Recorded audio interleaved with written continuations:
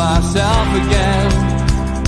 But it's the only way you're ever gonna learn. You look back and it's all in the past. I'm dwelling on that. Good evening and welcome to NUFC Matters with me, Steve Wraith. It's Thursday night, so it means I'm joined by Supermac and John Gibson. Good evening, lads. Hi, Steve. Good evening. Hi, John. Good to see you guys, and as always, we're here to talk about the last 7 days at Newcastle United. But Malcolm, you've had a little bit of mail come in this week. I have, yes. Bit of fan mail. It's actually from Paul Foster, and he said, sorry for the direct message, but I'm wondering if you can do me a big favour. My dad was taken to hospital in the early hours of last Saturday morning after his heart defibrillator kicked in and chest pains. He said that Newcastle United do that to all of us after Friday night's game. I don't think he's exaggerating. He said we're massive fans of Newcastle United and the NUFC Matters show. Liam on a Tuesday, three amigos and Gibbo, Supermac, both my parents watch it religiously, and it keeps us going, dreaming of the takeover. I'm wondering, he says, if you could arrange for Supermac to say hi and get well to my dad this week. Well, his dad is Harry Foster. So certainly, Harry, we hope that you feel a lot better very, very soon. Although I'm sure that Newcastle results aren't going to be helping you much. No, he's out of hospital, Mal, which is good news. I got word today. He's out of hospital. Oh, really? So wonderful. He is on the mend. So, yeah, get well soon, Harry. And thanks to you and your good lady for, watching us and supporting the show. We're doing it throughout the whole lockdown period just to help Newcastle fans, really. We never intended to do anything else with it, but it's been a big success. But we do rely on viewers like you. So get well soon. Absolutely. Let's hope Right. What Paul has further said is that both my parents were at Hillsborough in 1974. Brilliant. The FA Cup semi-final, of course. He said, and my dad went to all the games in that cup run. Wow. West Brom away is legendary in the Brazil kit. Oh, what a performance that was. Oh, my word. That was one of the maybe top 3 performances that I played in. Absolutely brilliant. And the irony of it was that Jimmy Smith came on as a substitute. Terry Hibbitt got injured right at the very beginning of the game, and Jimmy Smith was the sub. He came on and he just ran the show for the whole of the 85 remaining minutes. He was absolutely outstanding and brilliant. And made the first goal, which I scored, and his cross just came across like an Exocet missile. And then all 3 forwards scored in the 3-0 win. So that's always a nice way to do it, isn't it? You know, when everybody in your forward line scores. We've got a forward line that can't score from anyone. Yeah, that's true. That's true. Well, thanks for that. Good luck to Harry and his recovery. Yes, indeed. Harry, glad to hear that you're out of hospital and obviously on the mend. That's great. The email has been busy this week. John, just a little tester for you here. Who's this goalkeeper? There's a good old question. I would, without you should know. Now you should know this person, John. That's all I'm saying. I was going to say, I think he's sitting in between us, but I couldn't remember him ever playing in goal. There you go. Am I right? Who's that? Hey? It's Mal. That's what I said. I think he's sitting in between us. What on earth is he doing in the net? Malcolm, what are you doing? It was Fulham reserves at home to Southampton reserves, and our goalkeeper got injured and had to go and get treatment, go off to the hospital or something, and so they chucked me the green shirt, and I put it on, and only let in 1 goal. Well done. What was the score? I tell you what. We won 2-1. Well, Sorry, John. I tell you one thing, Malcolm. I remember when Alan Shearer had a trial at Newcastle as a school kid, and he played in goal. I'm What, not. the whole of the trial? In the trial, they had nobody to play in goal, so he played in goal. And amazingly, they didn't keep him on, of course. But I'm not for great number nines making goalkeepers. I think you've got to leave them at number 9. But Shearer's trial at Newcastle as a school kid was in goal. Yeah, it's funny. We had Alan on the show a couple of weeks ago, and he came on. He came back. He promised to do a Q&A. He did one. It's it's profiled on the playlist, and I asked him about it, and he said, "Look, everybody had a go in goal, but it is true he did have to take his turn." But fascinating story, and one which is everyone's heard many times. There's another question, Gibbo, come in for you actually from Paul Hepplewhite.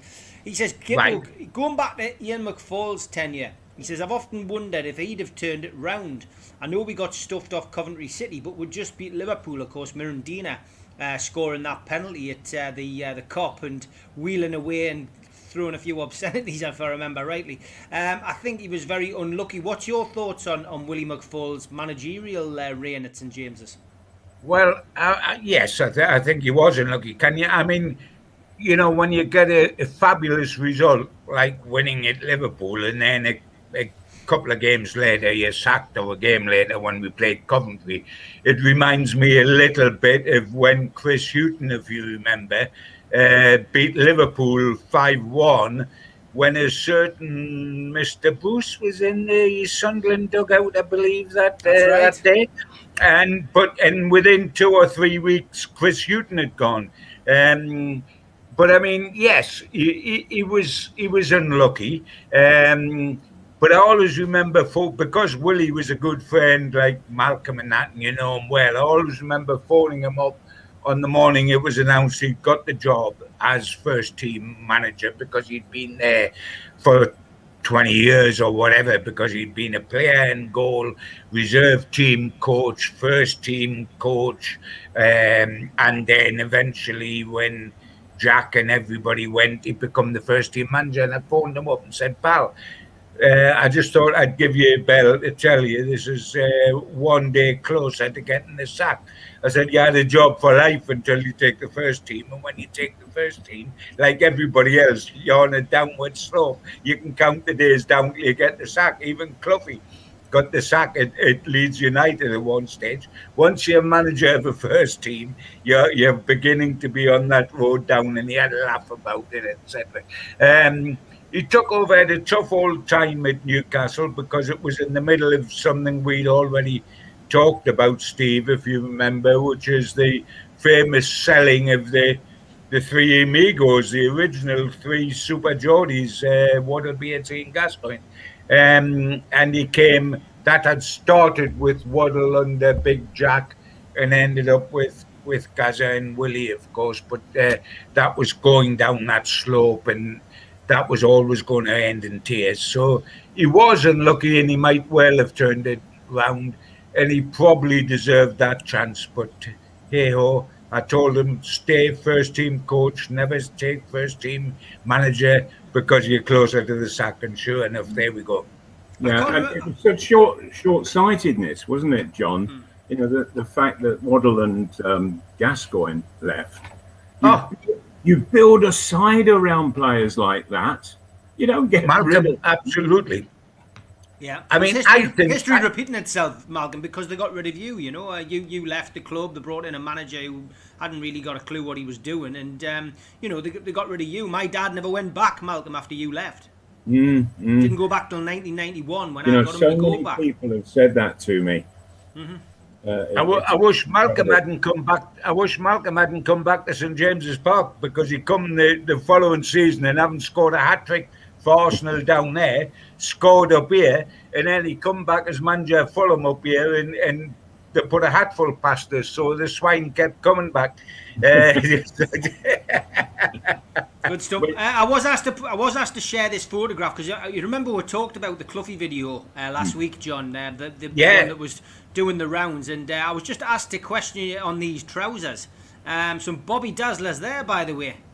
I don't think there's anything wrong with Doug Weatherall's trousers, if I'm perfectly truthful.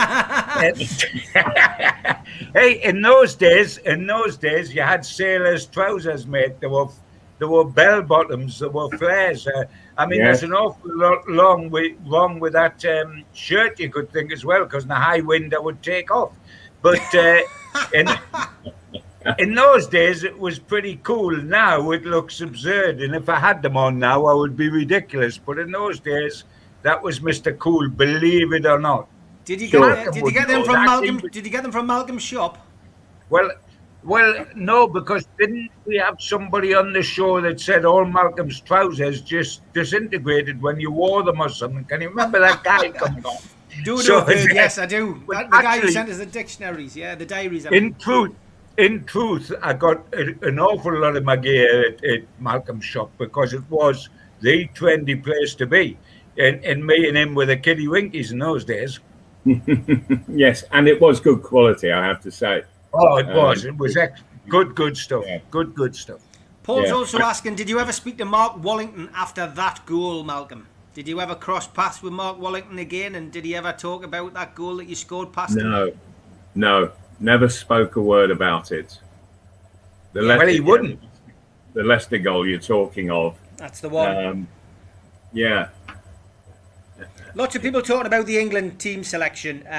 Obviously, the international selection. Lee Taylor wants to know what your guys' thoughts are on Gareth Southgate's comment that if Carl Darlow was still featuring as our main keeper this season, that he would have been in the England squad instead of Johnston. Malcolm, thoughts on that? Yeah, I suppose you have to be in the first team to justify a selection, but I think it's incredibly harsh what has happened to Darlow. I really do, and he can now say, well, leaving me out after he got caught on his near post once and was dropped, and the guy that came in after him, Dubravka, he got beat on his near post first game, and nothing was done about it. So I think it was just purely the preference of Steve Bruce that put Dubravka in.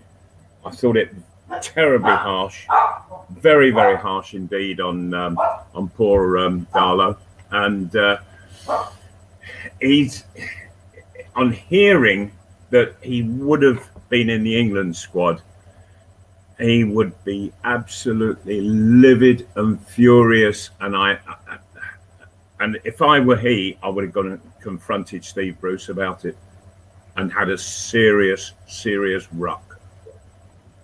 What about you, Gibbo? I mean, Carl Darlow, it was always going to happen that Dubravka was going to get back in at some point. It's just unfortunate that it's affected Darlow's chance of an England call-up.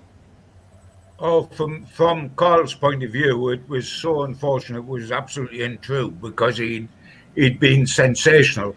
When you've got a goalkeeper like Dubravka behind you with what he'd achieved in the past year, you always know that a manager is going to get the flaps on at some stage, whether it's justified or not, when you're winning 2 in 19 or 2 in 17 or whatever it was at that stage, and it's going to go back to the original situation. But yes, it was awful for Carl Darlow. And of course, the situation for Newcastle United now is that come the end of this season, which we can't contemplate yet because we don't know what the end of the season is going to bring. But there's going to be a whole situation at Newcastle, isn't there? If Dubravka is the number one keeper as he is now, does Carl Darlow stay, or does he say, I've proved myself in the Premier League, I'm going to go and get regular first-team soccer? And then what do you do with Freddie Woodman, who comes back from Swansea, having been quite sensational and might yet take them up? Is he willing to come back to be number 3? Well, no, he wouldn't do that. But would he come back even to be number 2? So there's a goalkeeping situation to work out. But before that, there's a situation with the whole club to work out, of course. Which division are we playing in? Are we staying and playing in the top flight? Or are we playing Sunderland and Middlesbrough in the Championship next season?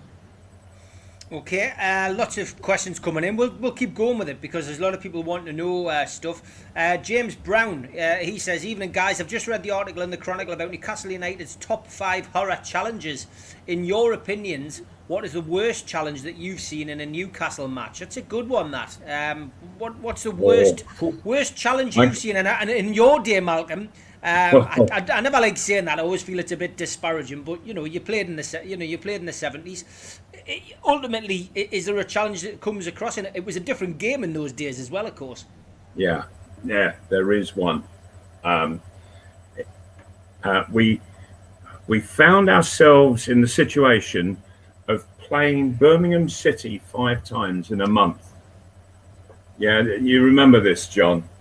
I thought you might mention this one. Absolutely, yes. We played at St Andrews, and it was getting exceedingly physical. Irving Natris was carried off, and then I got injured. I was injured as well, and I can't remember whether I came off or whether I carried on to the end, but I couldn't play in the following match. In fact, I was in a plaster cast, so I think it was a ligament injury in the knee. Anyway, it had got seriously rough, and Jimmy Smith was in the side for the. Oh, we've lost him. Whoops. Now the dog was barking earlier. The dog was barking earlier, John. I heard that. So I think the dog's there. He is. There he is. There he is. He's back. He's back. He's hit the dog. He's kicked the dog out. It's bitten the wire or something. I think he's gone on his bed. If he comes across, I'll lift him up so that everybody can see who we're talking about. Go on. We didn't miss much, man. Go on. And it was a night game, and Tony Want was the 6 for Birmingham. And he went into a tackle with Jimmy Smith, who went right over the top. I was sat, because I had a plaster cast on, there was nowhere really in the stand for me to sit. So I'd gone right up the top to where the press box was on the roof of the main stand. And I was in the press box, and it was so high it couldn't have been further away from the incident, which was right down by the corner flag. And the sound of the breaking bone was unbelievable. It was like a rifle shot. And Tony Want, bless him, ex-Spurs player, he hadn't been one of the guilty party, but I don't think it mattered to Smithy.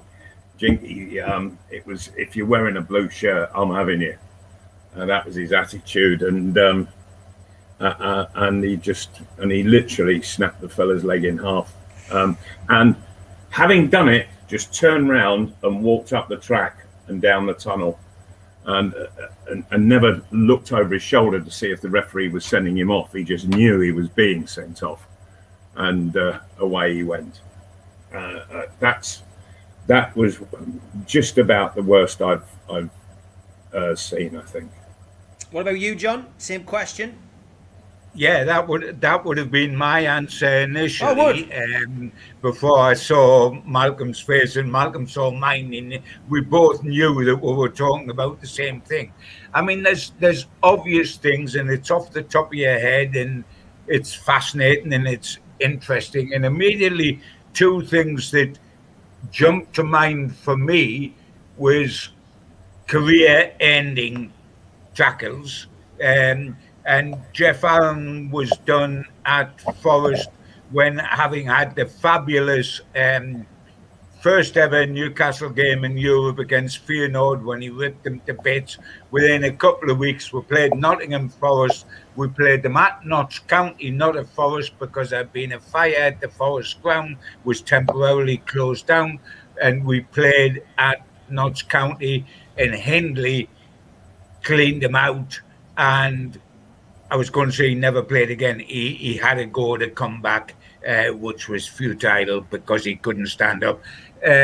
Jeff always being the nice guys, he was always said that he didn't attach blame to the guy for the tackle. It wasn't a good tackle.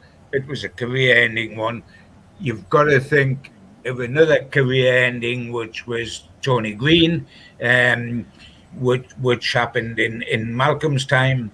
And you've got to think, although it didn't do that sort of damage, that Clements, when he come out and tried to kettle our friend after he'd scored a hat-trick against Liverpool, was something of a vicious assault on the body at the same time. And those jumped to mind without them necessarily being in the same street as what we've been talking about. Although Tony Green, that wasn't a tackle. Tony Green, his ankle turned in a very small divot hole. Yeah. Evading a tackle, was it, Malcolm? No. Just running with the ball. Our attacker broken down, and we were running back to sort of get into defensive position. Memory plays tricks. Yep. I was literally 2 yards from him, slightly behind, and he just sort of lurched to one side, and the crack again. It was like a rifle shot. And he snapped his Achilles tendon.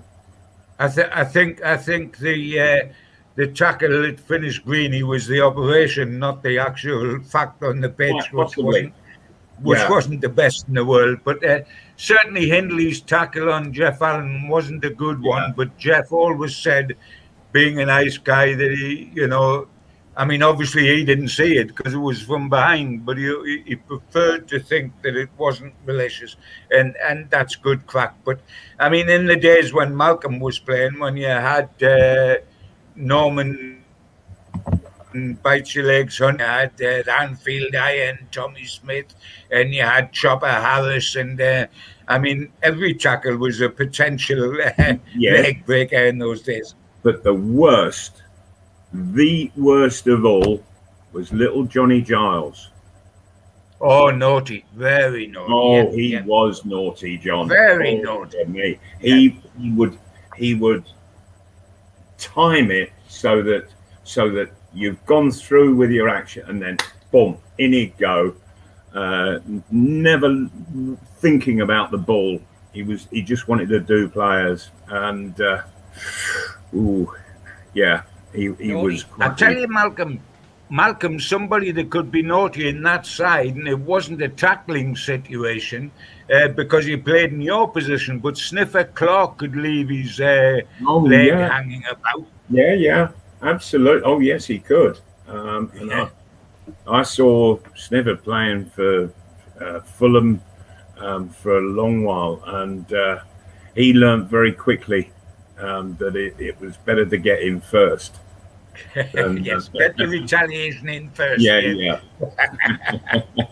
I hate to do this, lads, but Chip has brought us back to modern day. I love talking about yesteryear because it keeps us off the problems that we have at SJP at the moment.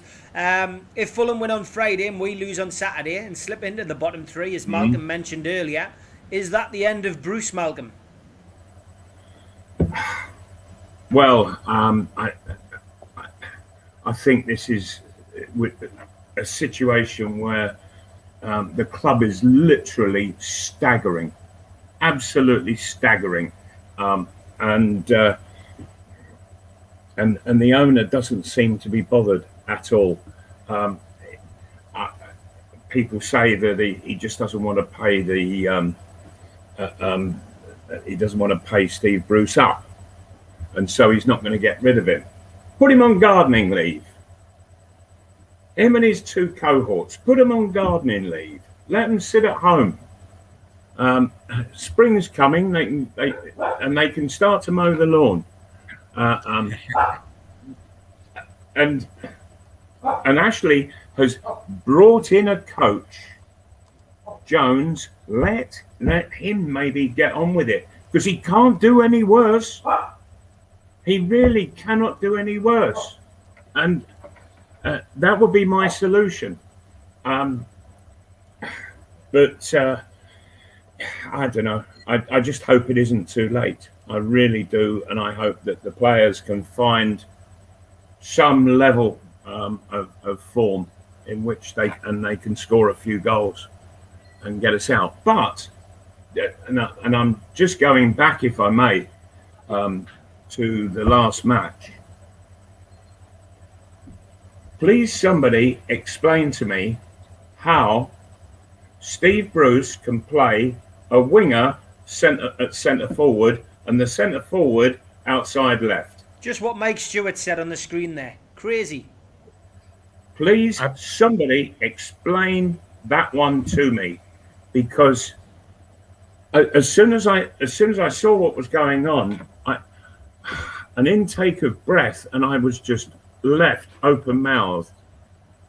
I don't think I've ever seen anything so stupid on a football field, and when you see a manager doing that, thoughts run through your head, dear me, is this sabotage?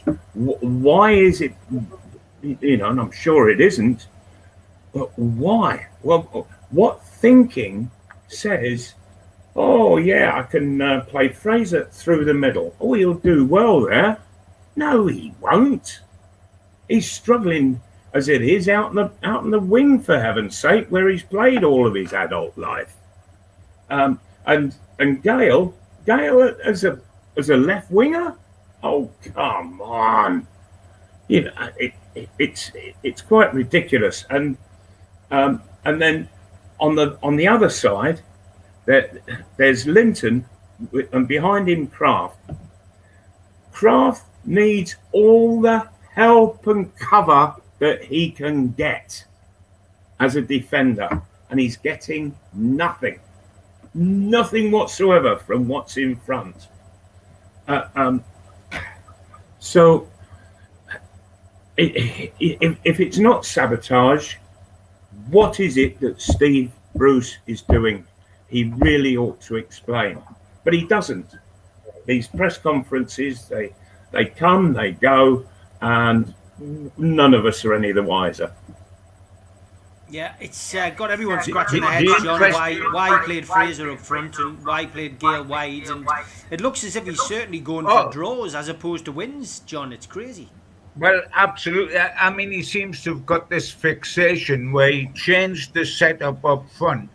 The three that played up front, changed it, and it worked at Everton, where he moved Callum Wilson slightly to the right to play on the right, with Almiron playing at 10 and San Maximum on the other, slightly narrow up top with Wilson.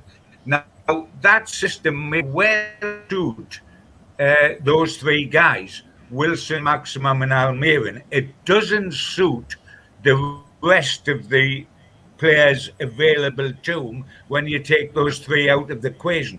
For example, it immediately allows you not to start Carroll at all, because Carroll can't operate playing. He can't operate as a 10, obviously, because he's in your face centre forward, having to play between the sticks up front. So he can't play right or left side. Gale can't play the right side because he wants to be on the last defender going in to finish. So the people that are available to him don't fit, because 3 round pegs go in 3 round holes when you've got Wilson, Maximum and Almiron, doesn't mean that you can rigidly keep that system and put square pegs in, which is Gale and Fraser and the possibility of Carroll, etc., etc. But just harping back as well, because we're talking about this killer game with Brighton, harping back to what was started, guys, with that conversation and saying that when Fulham could put us in the bottom 3 before we kick off. Now, looking at Steve Bruce's tactics, when we go to Brighton, how much is Friday night going to determine Newcastle United's tactics? Because if Fulham beat Leeds and we are in the bottom three, surely it must on even Steve Bruce that we're beginning to need snookers to stay up, and that he's got to win some matches and not just draw them. We it's easy to say we've only won 2 out of 19, but put the other way is what frightens me. In 17 of the last 19 games, Newcastle haven't won. In 17 of the last 19, they haven't won. Now, if we lose at Fulham, if Fulham win on Friday night, surely we are in the bottom three. He's got to go for victory at Brighton, because that's one of the few chances we've got left. But you know what scares me even more? If Fulham don't win on Friday night, if they draw or if they lose, we'll still be above them by a couple of points, and technically we'll have 2 games in hand over them. One of the games will be Brighton the following afternoon. And with that situation, he will not go to win at Brighton. He'll go to get a note at Brighton, the same as he did at West Brom. And we will long-term regret that, because there's not many more opportunities going to come up to try to win. And if Fulham don't win on Friday night, we will not be crossing the halfway line on Saturday night. Sure, John, I couldn't agree more with you. And once the Brighton game is over, Burnley come after Spurs, but then it's another 4 teams all towards the top. And then Leicester, West Ham, Liverpool, Arsenal. Leicester, West Ham, Liverpool, Arsenal. That's right. And then at the end of the season, there's Sheffield United and Fulham. And by then, it could all be over and done with. Could be. And it has to be. I think it has to be said. You look at Brighton, and let's remember, back at the beginning of the season, Brighton came to St James Park and they gave they gave Newcastle an absolute footballing lesson. Absolute footballing lesson. Beat them 3-0. Could have been more. I don't think Newcastle got a shot on goal. And were mesmerised by the way Brighton were playing. They're still playing well, but they are struggling to score goals. And if it just should come down to the wire, to the last game of the season, and Newcastle need to get something out of it, come on, gentlemen, who would you fancy? Fulham at home or Newcastle away? Exactly. Yeah, it's dismal looking at it. It really is. It really is, and that's why once everything is imploding, you have to make stark changes. And I don't mean to the team; I mean to the setup and who's in charge. And for some reason, Mike Ashley just doesn't seem to want to know at all. And the chief executive, I'm afraid, he's not recognising it, or he's not getting a grip of the situation. He's not saying to the owner, I need to do something about this. It's almost as if they're happy for it to just drag on. And I will say again, for heaven's sake, Mike Ashley, if he doesn't want to pay compensation that's in Steve Bruce's contract, put them on gardening leave. But do something. Time is almost run out. Yep, it has, and it's big thanks to Mark Byers, who, after watching the photograph of John in some rather stunning trousers, he's pinged in this beauty with Malcolm at St James's Park, modelling some trousers himself, and another great shirt. Oh dear! There you go. The name of the lass. She was absolutely lovely. She was a local model. Oh, I thought that was Gibbo. Well, it is actually. But, Yeah. no, but Gibbo had longer hair. you can Thanks for see that. where I got my trousers now, Steve. You can see where I got my trousers, yeah. mate. I And can't by get the way, what- you've never mentioned the leopard skin little top he's got on there either. You've never mentioned that. That's a little bomber. It is, yeah. Well, John, you had hair. I had hair. I put this up on Retro Night the other night. I found this belter. Look at this one. That's me and Mickey Quinn.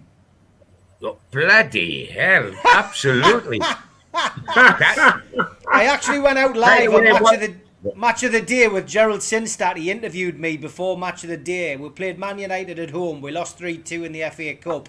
And I went on national TV and said I was Mickey Quinn's brother.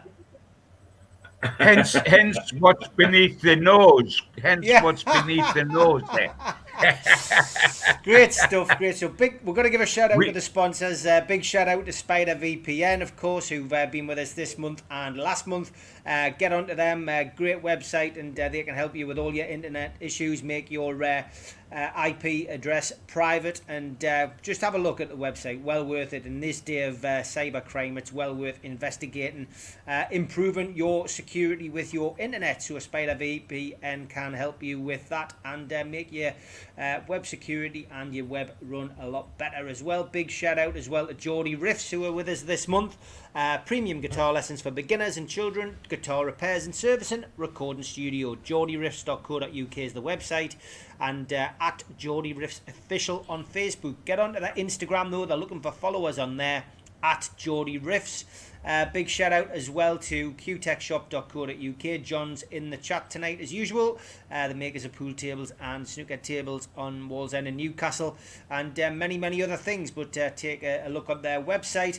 And also a big shout out to John, who I was speaking to today from Jab Signature, who puts together our posters and flyers, and he's done tomorrow night. I know a lot of you like to see what the Three Amigos one is. There we go, 5:30 tomorrow night. Join me, Mitch and Steve Hasty, and I'm not sure who that is. Is that a young Ian Mearns there? But the Three Amigos is back at 5:30 for a couple of hours tomorrow night. Also, it'll be the last. The next clue will come for the to win their QTEX prize. And also we've got this wonderful prize which has gone up for the food bank, a chance to fly over Newcastle and fly over St James's Park. That's currently on my Twitter account at Steve Wraith, been donated by North East Flight Academy.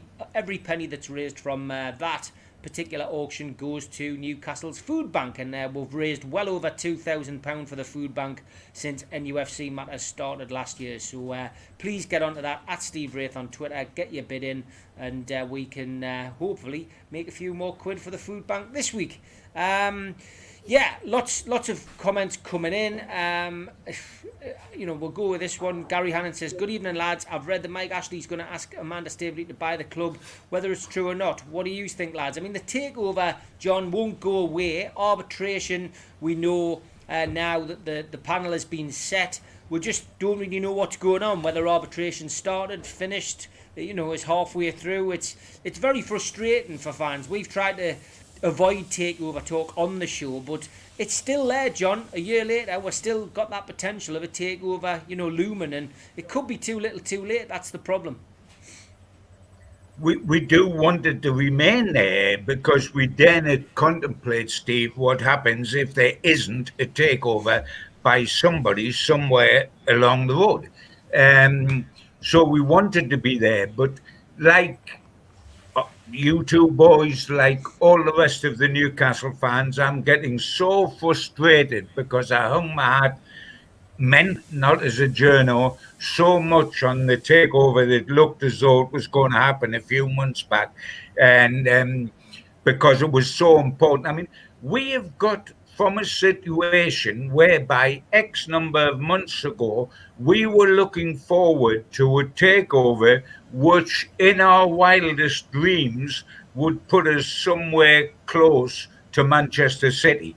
And now we're sitting here in our nightmares thinking of going into the Championship with Mr. Ashley still in charge and Mr. Bush still in charge. And that's changed in a few months. Now, that is hard to take for Geordies. That is desperate to take. especially when we look at down the road where they get a change of ownership at Sunderland, and I don't think they've lost a game since. And I know they're they're in the third division, but they haven't lost a game since. They've won a Egg Cup at Wembley, etc., etc. But they're going to come up, and we've got to try to avoid going down. But that's the change that a new ownership made at Sunderland.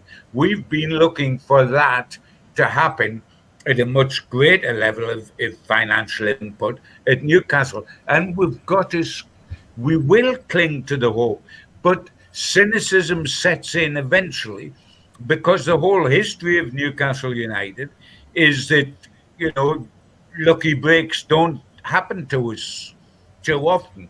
We need it to happen. If ever there's a reason why, we've just got to look at what we're talking about tonight, where Newcastle United are tonight, where they might be by the end of tomorrow night, back in the bottom three, facing the third relegation under Ashley, to realise that nothing changes. By the way, we've talked about a change of manager, etc., to try to save us. Actually, nothing changes long term until we get a change of owner.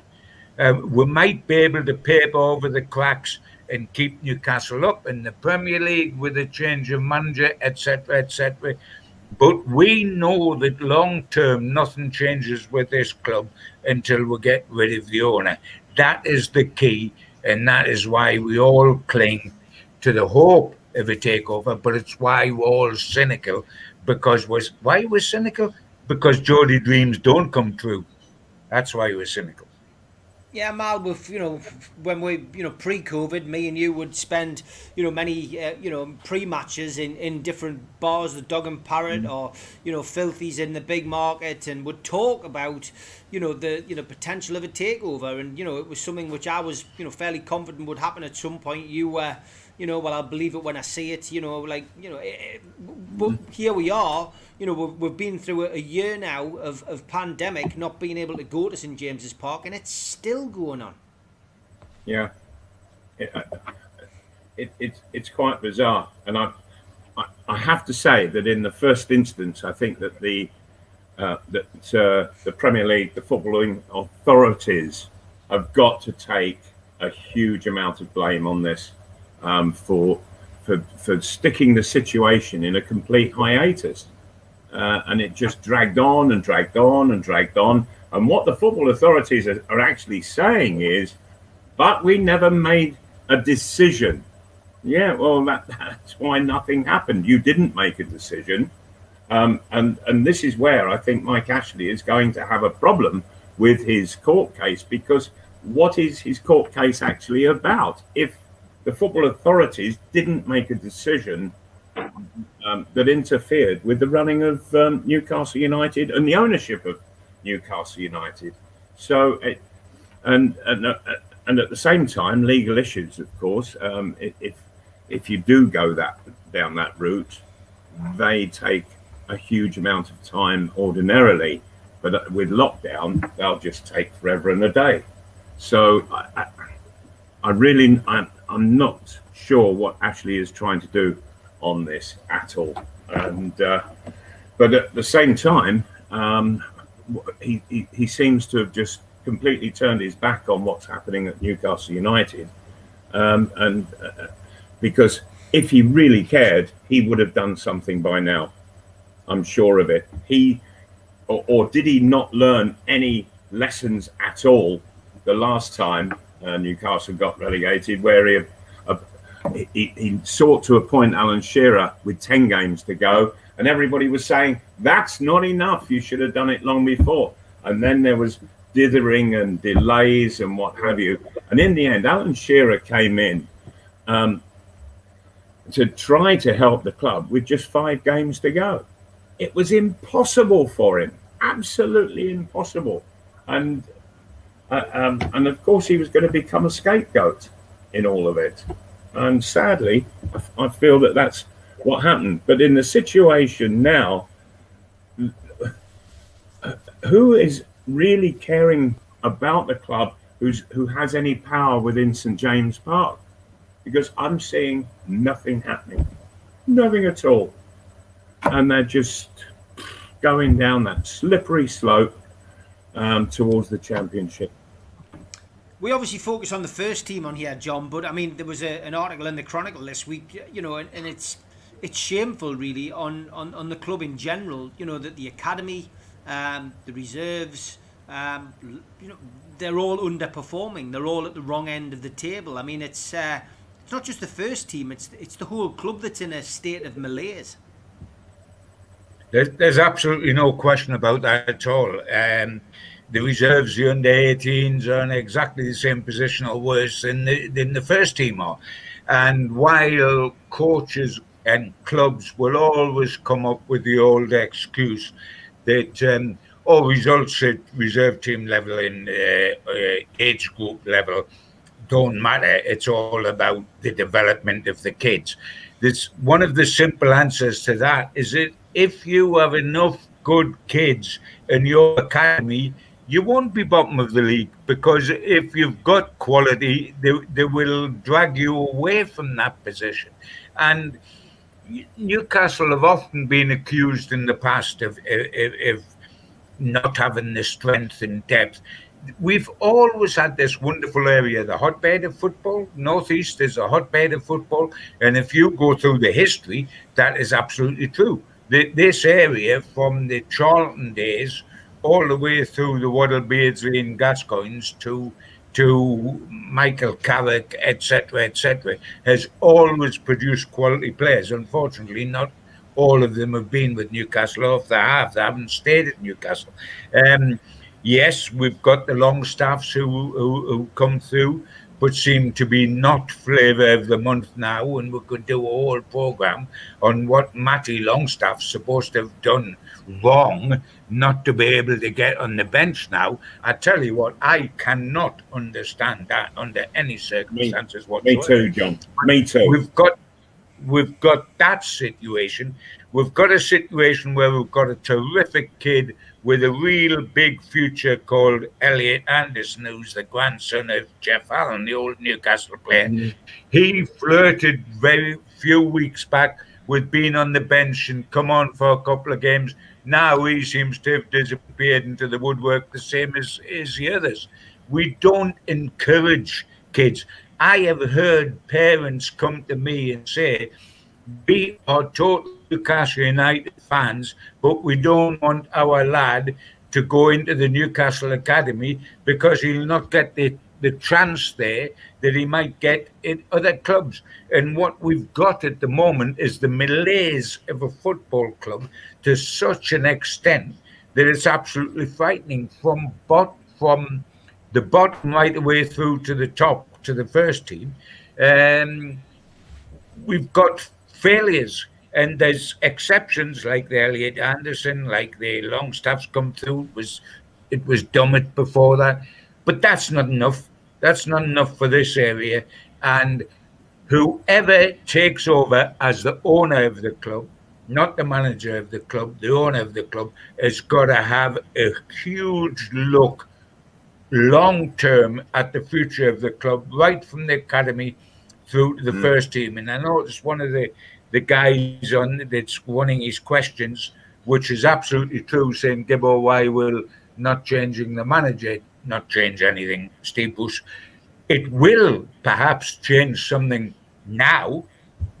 You can save yourself from relegation by changing the manager. What I was referring to is that long term, we are not going to change anything. Long term, if we stay up this season, either with Bush or without Bush, we are going to face a season next season, which is exactly the same, where we're supposed to give a round of applause when we don't go down. That's what next season's going to be. And that won't change until Mike Ashley takes a coach out of town and doesn't come back over the Tyne Bridge. That's what we need to change that. We can save this season with decisive action, but we're not going to face anything better next season. Even when we finished fifth top under Ashley, which was an absolute unexpected fluke, the next season we went straight back to it being a relegation fight. all we have to look forward to every season is trying not to go down. And then we're supposed to be incredibly grateful when we don't go down. Sorry, if we're going to change it, we've got to change more than the manager, we've got to change the owner. Let's look ahead to the weekend's fixture. Obviously, big game. We've mentioned it a little bit tonight already. Newcastle travel to the Amex Stadium on Saturday evening, and it's an 8 o'clock kickoff. It is live on Sky Sports. We obviously head to Sussex without a victory in the last 5 games. As John mentioned earlier, just 2 wins in 17 Premier League outings. That's 19 in all competitions. If Fulham beat Leeds at Craven Cottage on Friday, Newcastle will be in the relegation zone for the first time since October 2019. Obviously, we will hear more from Steve Bruce tomorrow about availability. Early news, of course, is that Fabian Schär, Callum Wilson, Allan Maximin are still all out due to injury. But there is a possibility of the return of Miguel Almiron. Now the Paraguay's World Cup qualifiers have been postponed, which is good news. There's also been plenty of photos doing the rounds of Callum Wilson running as he steps up his training, but he certainly won't be considered for this weekend's game. As for Brighton, Solly March, Tariq Lamptey, Aaron Connolly, Adam Webster and Florin Andone are all still out. Dan Burn is doubtful as well. Form, as far as Brighton are concerned, well, Graham Potter's side have won just once at home in 14 attempts so far this season. A 1-0 Spurs win in January, that was. The other 13 resulted in 7 draws, 6 defeats, with the most recent one being 2-1 losses to Palace and to Leicester. The referee for this weekend's fixture is Anthony Taylor, which is his second appearance of the season for Newcastle. He obviously oversaw the 2-1 home defeat by Leeds United. VAR, our favourite part of football these days, of course, is overlooked by Stuart Atwell. He'll be making the mistakes this weekend. So, Malcolm, it's a huge game.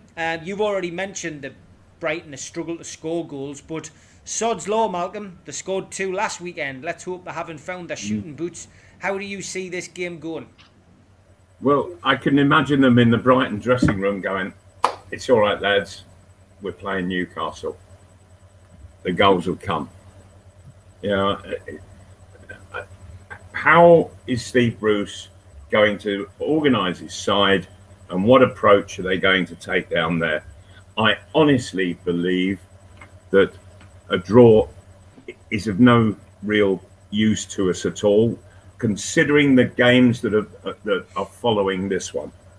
And Newcastle need to go out and win. But I then look back at the performance, the last away performance at West Bromwich Albion. Oh my word. West Bromwich Albion are one of the worst teams I've ever seen in the Premiership. And Newcastle worked really hard to equal them. What's your prediction then, mate? My prediction is Brighton will win 2-0. Oh, God, I didn't like the sound of that. John, are you any more hopeful? I mean, I mentioned it earlier. Bruce is pushing for draws here.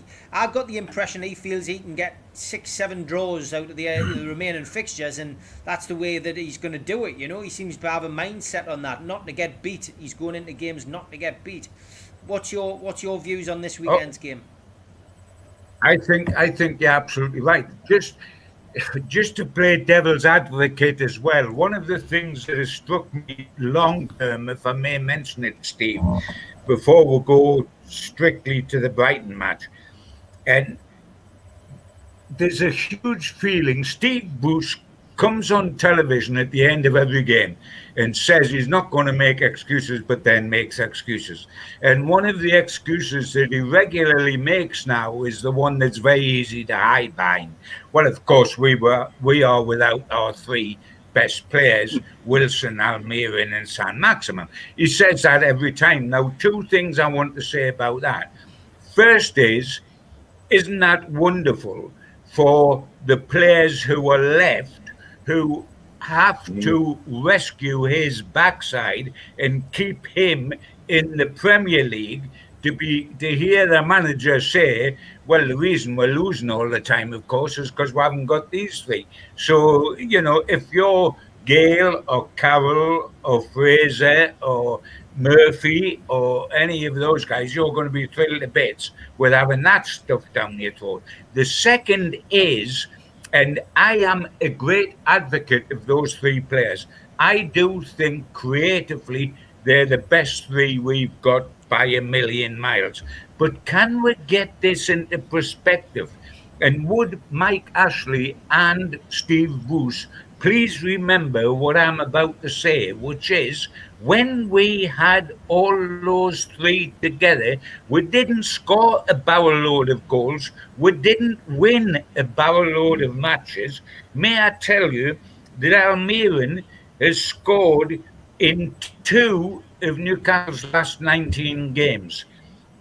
He scored a double against Southampton and he scored against Leeds. He scored in 2 of Newcastle's last 19 games. Wilson has scored in 2 of Newcastle's last 20 games. One was a penalty against Fulham, and then the others were the fabulous double at Everton that won the game for us. Saint-Maximin has scored 1 goal in the last 5.5 months.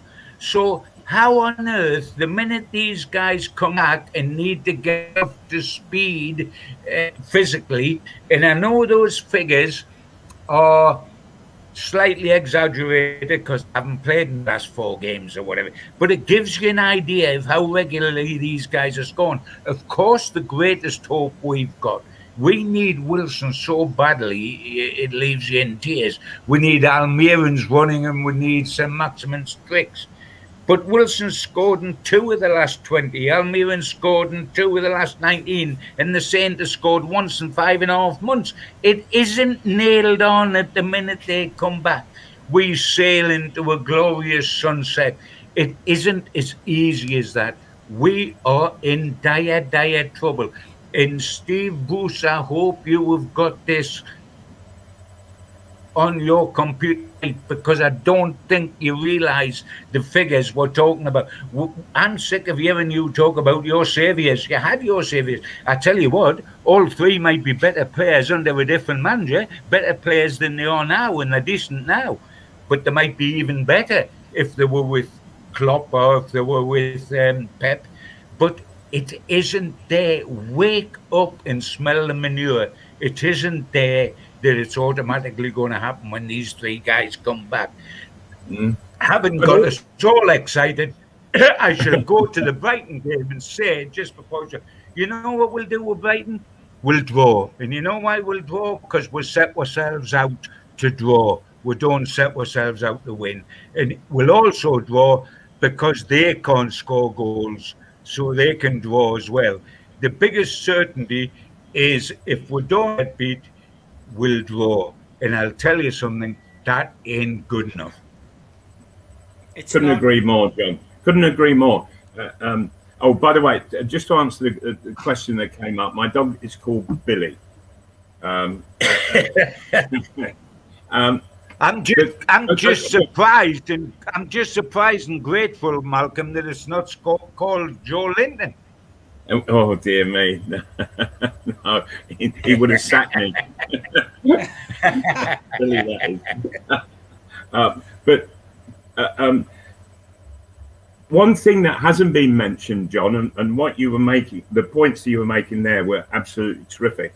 But what hasn't been mentioned is that Steve Bruce has now been in charge of this club for approaching 2 years. This is his 2nd season. He was the manager between seasons where he had the opportunity to get players in. You get injuries in football. You have players missing, and you should organise your squad before a ball is kicked so that whatever happens, you've got plans B, C, D, E, F, and so on and so forth. He hasn't done it. He really hasn't organised to cover for 2 or 3 injuries. Yeah, it's a nightmare. I think really John summed it up in a few words there, and it's gone down well in the chat. Wake up, Steve, and smell the manure. There it is. That's basically it, John. I think that'll end up in a t-shirt. That should be on the. Steve, no blaming my dog for that. You need a big bag for that, Malcolm. I think that's going to end up on a t-shirt. It should be on the back page of the Chronicle, John.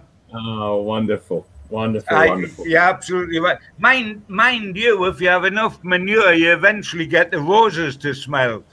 Well, we should have roses next season without manure this season. Classic. Lads, as always, a pleasure to spend an hour with you. Look forward to seeing you next week. Let's just hope we can get 3 points, lads, and we can all be smiling. But I'll see you next Thursday, guys. Take care. All right. Good night, everybody. Night. Take care, fellas. Fingers crossed.